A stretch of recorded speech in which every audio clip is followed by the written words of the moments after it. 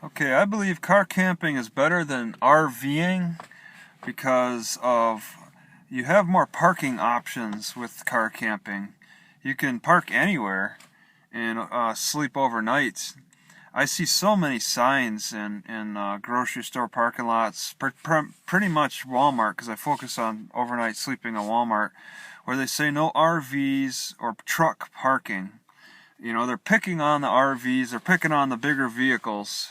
Of course, some big vehicles will still they'll park right next to the sign in some places, like I've seen it in Twin Falls, Idaho, or other places, Layton.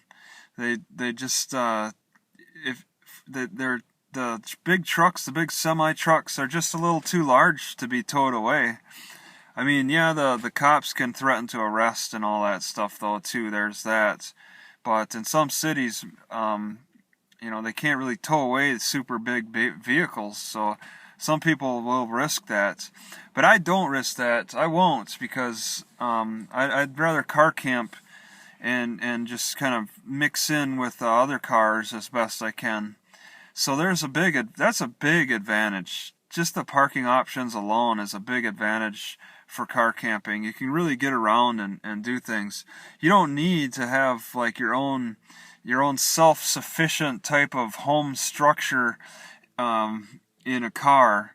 All right, for bathroom duties, you could just park anywhere and find a bathroom at the gas stations, the parks, wherever. It's easier to maneuver around with the smaller vehicle, and I even make sure that I keep a spare vehicle, which is my bicycle, which is buried actually pretty good. Um, a lot of people like to keep bicycles on the outside of their vehicles on those racks and stuff. I think that's silly. I'd rather just make sure I keep everything inside and protected and set up in a way where it doesn't really draw much attention to myself. I don't want to draw attention to myself. I've been told when I got harassed by a cop one night that he saw the tint in my windows because I use this bright tint.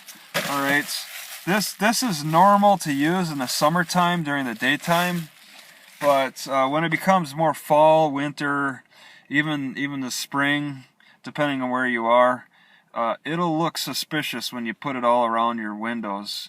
All right, at night. All right, you might want to consider more of a dark.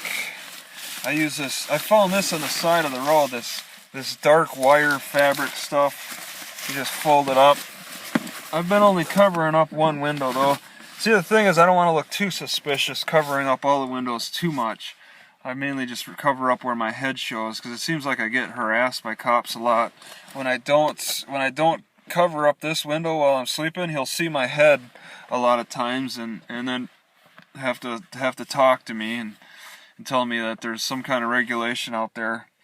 Um, but if you can get around that, your parking options are good. You can park in between cars. You can park. I park sometimes when there's no Walmart, when there's really no good side streets. I'll park right next to right at an auto shop. You can't really do that with an RV. All right, you're really limited. It seems like you really put a target on your back driving an RV, and they're clumsy. They're expensive to drive. They're clumsy to drive. Um, it's nice to be able to stand up inside your vehicle, but I mean, you can stand up outside. The main point of travel is to be able to get more in touch with nature and not shut yourself out from it. And the RV community is focused still on that shut-in persona. All right, they'll park places and just hang out inside their RV all day or something. I'd rather be outside my comfort zone and just be kind of forced outside my comfort zone and forced to explore the area and try to find comfort in more of an uncomfortable environment. Just think of what it's like to be homeless. Okay, RV people are much further removed from being homeless than a car camper, and you really experience life in a different way as a car camper.